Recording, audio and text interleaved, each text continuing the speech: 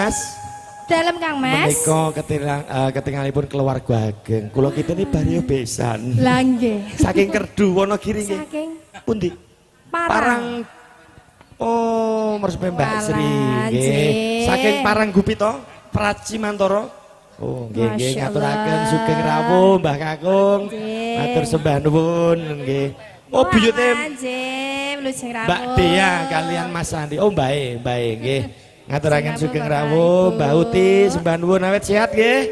Sembah nuwun niki saking Parang Serak Pantai mriko. Parang Gupito.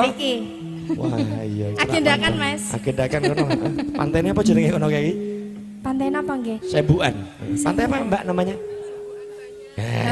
Apa Pak Nambu ya? Ayo. Ayo kamu duduk sini ya. Tangane ayo. Mas Kancil. Ora lho. Ayo, kok ya. Angger ngerti sing bening-bening terus. Nggih. Wida malih ngaturaken sedaya kemawon wilujeng rawuh wilujeng lelenggan. Nggih. Apa pengen melu nyang Parang no? Non? Yang Parang rono. Mungkin kula mriko ki Mbak Mawon. Iya, saiki wis dibojo ya. Monggo dipun lajengaken iki Mas. Kledang.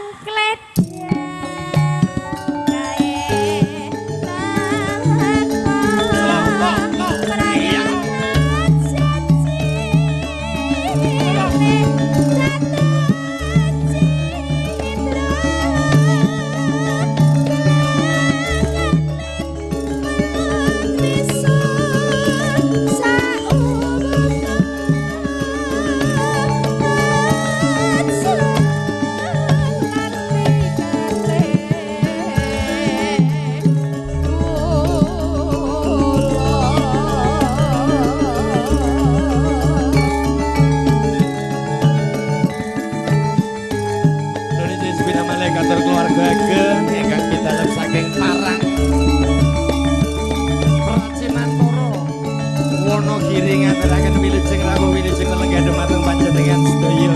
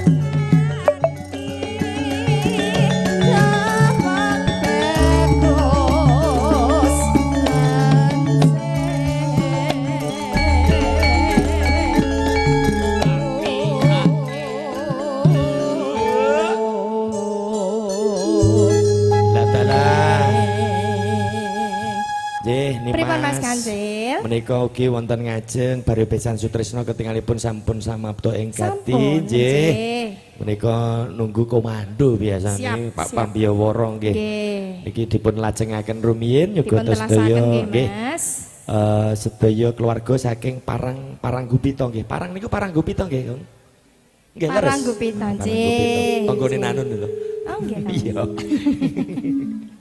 Nggih, monggo nih, Mas. Keledang,